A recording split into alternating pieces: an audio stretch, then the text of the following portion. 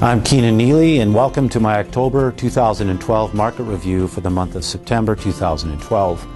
September sales activity fell well below historical levels in the Greater Vancouver housing market.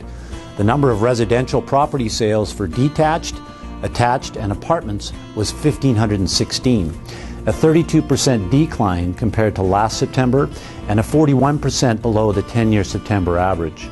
Affordability has been compromised to some extent by the federal government's elimination of the 30-year amortization on government-issued mortgages.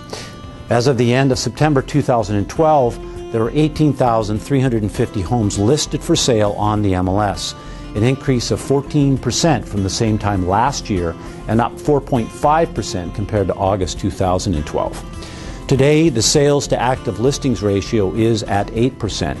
Again, that means that for every 100 homes listed for sale, there are 8 buyers. Downward pressure on prices usually occurs in the 8 to 10% range, and upward pressure when the sales to active listings ratio is in the 20 to 22% range for a sustained period of time. As a point of comparison, this ratio was at 19% in March 2012. The MLS composite benchmark price, which represents the typical price of a typical home in a given region, is currently $606,100 in the Greater Vancouver area. This is a decline of 0.8% from last year and 2.3% over the last 3 months. Prices remain relatively stable. We have seen larger reductions in the areas that have seen the biggest price increases over the past 3 years. Now, the million-dollar question is, what do these statistics do for our markets going forward?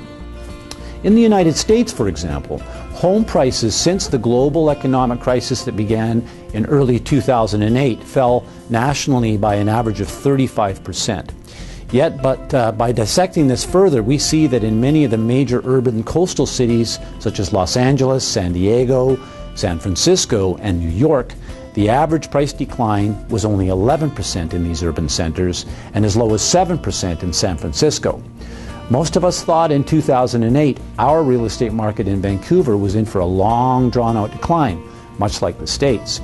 Yet, in less than 6 to 8 months, we were on the rebound, and prices and market activity were on the upswing and stayed that way until the middle of this year. Vancouver will rebound from this recent decline in sales and prices. It is unclear when and how quickly, but it will happen, and sooner than many anticipate. The geographical constraints that make our city unique, our beautiful scenery, and the quality of life will continue to put upward pressure on prices over the long term.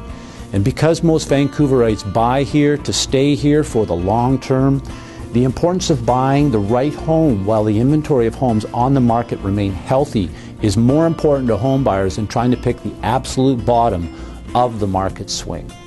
The opportunities for anyone looking to buy and sell in this market are excellent. So if you would like to get more current on how I can help you, feel free to call me. I'm Keenan and thanks for joining me here today.